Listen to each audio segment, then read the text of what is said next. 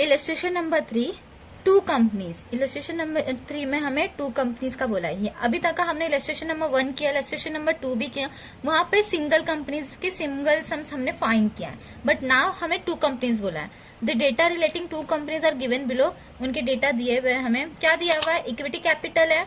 Equity capital हमें कब use होता है? जब हमारा प्रेफरेंस शेयर कैपिटल होता है या प्रेफरेंस शेयर होल्डर होता है एक्सेट्रा, जो आपको दिया होता है तब ये यूज होता है मोस्टली। अब ये यहाँ पे इसका कुछ काम नहीं है, बट अगर सम्स में बोला रहा तो हम फाइंड करेंगे। 12% डिवेंचर कितना? 4 लाख, और कंपनी ए का 4 लाख, कंपनी बी का 6,50,000। 12% निकालना है डिवेंचर किस पे? इंटरेस्ट पे। Output unit per annum, per annum मतलब अगर इधर कितना आउटपुट यूनिट हमें कितना दिया है? 60,000 दिया है, और कंपनी बी का 15,000। ठीक है, हमारा ये कंपनी हमें सेल्स नहीं दिया। यहाँ पे देखो सेलिंग प्राइस यूनिट है 30 और 250।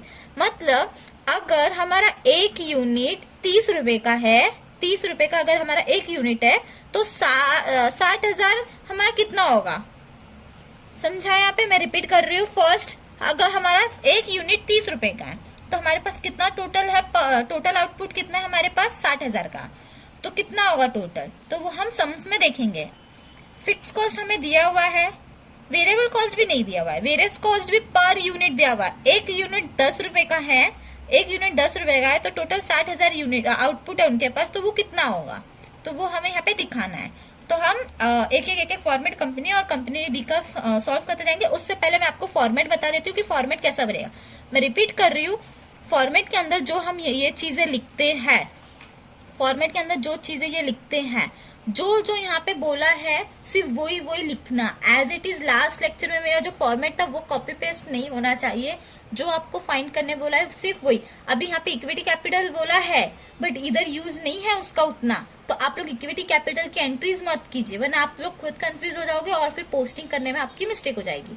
तो डायरेक्ट हम पहले फॉर्मेट बनाते हैं, फिर सम सॉल्व करते हैं, फिर मैं करते करते धीरे धीरे एक्सप्लेन करती हूँ। आइए फॉर्मेट बनाते हैं। इलस्ट्रेशन नंबर 3, पेज नंबर कितना था हमारा? 279। फॉर्मेट हमारा ऐसा बनेगा, particular company A company B. Last video में मैंने सिंगल फॉर्मेट का बनाई थी। सिंगल तो कैसा बनता था हमारा? पर्टिकुलर अमाउंट इन रुपीज, वो सिंगल फॉर्मेट था। अगर हमें 2 कंपनीज बोला है या 3 कंपनीज बोला है तो इस बेस पे बनेगा particular company A company B. यहाँ पे क्या है? कैलकुलेटिंग क्या फाइंड कर रहे हैं हम लोग? Opening leverage, financial leverage and combined leverage. ठीक है, तो फॉर्मेट के हिसाब से हम यहाँ पे क्या क्या लिखते हैं, जो हमें यहाँ पे जो क्वेश्चन में हमें चीजें बोली है वो हम यहीं पे वही लिखेंगे। Sales minus variable cost contribution. आप लोग इस बेस पे पूरा फॉर्मेट रेडी कर लेना। इस बेस पे हमारा फॉर्मेट बनता है। इस बेस पे हमारा फॉर्मेट बन गया है, हमारा फॉर्मेट रेडी है। Sales, VC, contribution, fix cost, EBIT, interest and EBT. Company और कंपनी बी दोनों कंपनी के अब अलग अलग सेपरेट बनाने से अच्छा एक ही में कंपनी और कंपनी बी को मैंने दोनों एक ही साथ मैंने कंट्रीब्यूट कर दिया है। अब हम वैल्यू पुट करेंगे। ठीक है, हमारे क्वेश्चन में क्या है? क्वेश्चन में क्या है? पहले हम जो जो जैसा जैसा हमें दिया हुआ है वैसा वैसा हम सब पुट कर लेते हैं। ठीक है, इसका कोई काम नहीं है। 12% डिबेंचर बोला है वो निकालेंगे, बट पहले हमारे पास क्या है? आउटपुट पर एनम यूनिट में। हाँ, तो कितना है? कंपनी ए का 60,000 है, कंपनी बी का 15,000 है। तो हम इसका आउटसाइड मतलब कॉलम में लिखेंगे, बट बाहर कंपनी ए कंपनी बी का कितना था हमारा? 15,000 यूनिट। डन। अब मैं यहाँ पे साइड में पर एनम के हिसाब से कॉलम बना रही हूँ। Per annum, per unit, sorry per unit, per unit. Per unit में हमें सेल्स कितना यूनिट कहा है? सेल्स हमारे पास नहीं है। सेलिंग प्राइस पर यूनिट हमारे पास कितना है? 30 रुपए है, और बी का क्या है? 250। तो सेल्स का यहाँ पे मेरा 30 है, यहाँ पे मेरा 250। पेन चेंज करती हूँ। यहाँ पे मेरा क्या था? 30 और यहाँ पे 250। वेरिएबल कॉस्ट का क्या था हमारे पास पर यूनिट? 10 और 75। तो यहाँ पे हमारा 10 और 75। ठीक है, अब हमें सेल्स और वेरिएबल कॉस्ट चाहिए। तो सेल्स और वेरिएबल कॉस्ट हमें कैसे मिलेगा? इनको इंटू करेंगे तो मिल जाएगा हमें। इंटू करने पे लेट्स सी, हम करते हैं इंटू। कितना है? 60,000 यूनिट इंटू 30। तो 60,000 इंटू 30 कितना आया? 1 lakh, sorry 18 lakh. 18 lakh. Variable cost भी यही करेंगे, 60,000 इंटू 10 तो कितना आएगा डायरेक्ट 6 लाख। 15,000 इंटू 250 करेंगे तो कितना होगा, कितना बोला है 15,000 इंटू 250 कितना है हमारा 37,50,000 डन। 75 इंटू 15 करेंगे तो कितना आएगा हमारा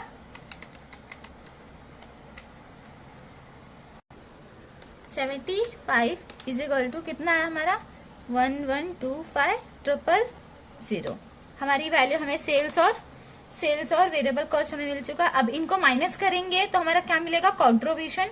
अब इनको हम माइनस करते हैं।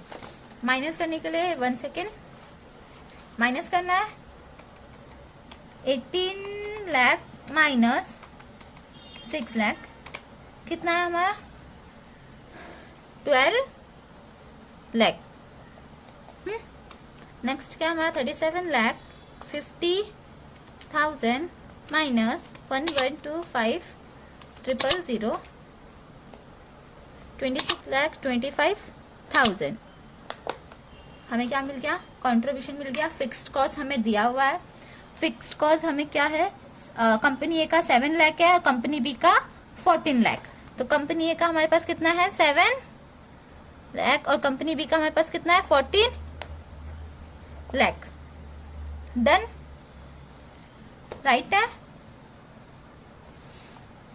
कंट्रीब्यूशन और फिक्स कॉस्ट हो गया तो हमें इनको माइनस करके क्या मिलेगा हमें ईबीआईटी मिलेगा। अब ईबीआईटी 12 लाख में से 7 लाख माइनस करेंगे तो 5 होगा और 26,25,000 में से 14 लाख माइनस करेंगे तो हमारे पास मे बी 12,25,000 होगा। चेक करना है आपको, चेक करते हैं 2625,000 माइनस 14 डन 12,25,000। अब हमें ईबीटी मिल गया। अब हमें क्या करना इंटरेस्ट। हमें यहाँ पे क्या कहा गया 12% on debenture. Debenture always interest. तो ऑन डेबेंचर कितना 12% on company A company B दोनों पे निकलेगा। 12% किस पे पहले कंपनी ए में 4 लाख पे, कंपनी ए में 4 लाख पे ऑन कंपनी ए पे 4 लाख पे और कंपनी बी पे। यहाँ पे स्पेस नहीं है तो मैं एडजस्ट कर रही हूँ, आप लोग समझ जाना। आप लोग को कंपनी बी पे कितना हमारा बोला कंपनी ए हमारा 4 लाख, कंपनी बी 6,50,000। तो 6,50,000 एक काम करते हैं हम, यहाँ पे हमारा नहीं होगा तो बेटा इंटरेस्ट ऑन डिबेंचर 12% बोला है, ठीक है। तो कंपनी ए पे हमारा 12% कितने पे निकलना है 4 लाख पे 4 लाख और कंपनी बी पे 12% हमारा निकालना है कितने पे 6,50,000, ठीक है 6,50,000। तो अब हम निकालते 12% कितने 4 लाख पे निकालना है। 4 लाख पे इंटू 12% कितना हमारा 48,000 और 12% किस पे निकालना हमारा 6,50,000 इंटू 12% कितना है हमारा 78,000 डन। अब आ गया अब ईबीआईटी माइनस इंटरेस्ट। इनको माइनस करेंगे तो हमारा ईबीटी कितना मिलेगा 4,52,000। इनको हम माइनस करेंगे तो हमारा ईबीटी कितना मिलेगा 11,47,000। चेक करना है ये, लेट्स चेक 5,000 माइनस 78,000 डन। अब हमें यहाँ पे क्या फाइंड करने बोला है operating leverage, financial leverage and combined leverage, ये 3 हमें फाइंड करने बोला है, ठीक है। तो हम लाइन वाइज सब फाइंड करेंगे।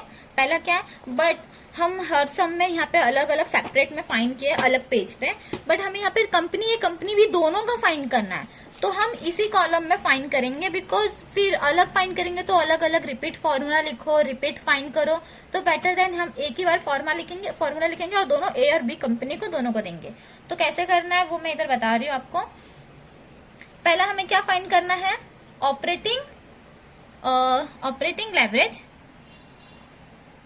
लेवरेज। उसका फॉर्मूला क्या आप लोग फुल फॉर्म यूज करना, मैं शॉर्ट फॉर्म बता रही हूँ। कंट्रीब्यूशन डिवाइड बाय ईबीआईटी, ठीक है। EBIT कंपनी ए का ना, कंपनी ए का फाइंड करना है तो कंपनी ए का फॉर्मूला निकल गया हमारा। तो आंसर क्या है, कंट्रीब्यूशन क्या है मेरा 12 लाख डिवाइड बाय EBIT कितना है मेरा 5 लाख। आंसर मुझे यहाँ पे मिलेगा 12 लाख डिवाइड बाय 5 कितना मिला 2.4। डन। अब ये है अब कंपनी बी का कंट्रीब्यूशन कितना है मेरा तो 26,25,000 डिवाइड बाय 12,25,000 EBIT। देखो यहाँ पे EBIT और कंट्रीब्यूशन। तो अब हमें ये निकालना है 26,25,000 डिवाइड बाय 12,25,000 कितना हमारा आंसर क्या आया 2.14। डन। ऑपरेटिंग लेवरेज हो गया इस बेस पे। अब नेक्स्ट हमारा क्या है, नेक्स्ट हमें क्या फाइंड करने बोला है, फाइनेंशियल फिर कंबाइन। नेक्स्ट हमारा फाइनेंशियल लेवरेज है, शॉर्ट फॉर्म लिख रही हूँ। फॉर्मूला क्या है फाइनेंशियल लेवरेज का, EBIT डिवाइड बाय EBT। तो EBIT और EBIT का हमारा वैल्यू कितना है, इसका वैल्यू कितना है EBIT का 5 लाख डिवाइड बाय EBT कितना हमारा 4,52,000 करते हैं 5 लाख डिवाइड बाय 4,52,000 कितना निकला हमारा आंसर 1.10। डन। नेक्स्ट हमारा आएगा कंपनी बी का EBIT कितना है हमारा 1,225,000 डिवाइड बाय EBT का वैल्यू कितना है 11,47,000। आंसर क्या आएगा हम देखते हैं 12,25,000 डिवाइड बाय 11,47,000 कितना आया हमारा आंसर 1.06। डन।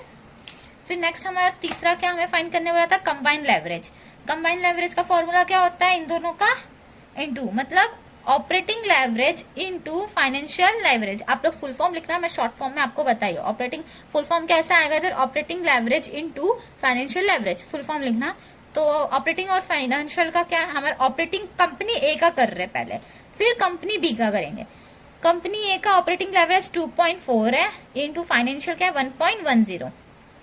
आंसर क्या आएगा 2.4 इंटू 1.10 2.64 मिल गया कंपनी ए का।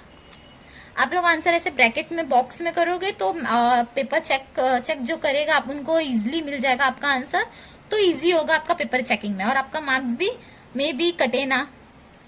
नेक्स्ट क्या है हमारा कंपनी बी का 2.14 इंटू 1.06। आंसर क्या आएगा हमारा इसका, हमने यहाँ पे सॉरी लिखा नहीं क्या है 2.14 इंटू 1.06 इंटू करेंगे दोनों का तो क्या आंसर हमें मिला था 2.2। हम रिपीट करते हैं बिकॉज हमने ये लिखना भूल गया था, वापस से रिपीट करते हैं 2.14 इंटू 1.06। अब आया परफेक्ट आंसर 684। अब इसको यहाँ से कैरी भी कर सकते हैं बट डायरेक्ट हम यहाँ पे क्या लिखते हैं अप्रॉक्स, मतलब वही आगे पीछे जो आपको ठीक लगे। अब हमारा ये सम कंप्लीट हो चुका है। आप चाहे तो इधर आंसर चेक कर सो, कंपनी और कंपनी बी का जो वैल्यू था, ये वैल्यू जो है हमारा यहाँ पे सेम वैल्यू दिया हुआ है कंपनी ए और कंपनी बी का, आप लोग चेक कर सकते हो। और जो हमें फाइंड करने बोला था उनके आंसर भी आप देख सकते हो, सेम है एज इट इज। हमारा इलस्ट्रेशन नंबर 3 खत्म हो चुका है कंप्लीट 2 कंपनीज का। अब हम नेक्स्ट सम करेंगे, कल देखते हैं इलस्ट्रेशन नंबर 4। यहाँ पे हमारा सम खत्म हो गया।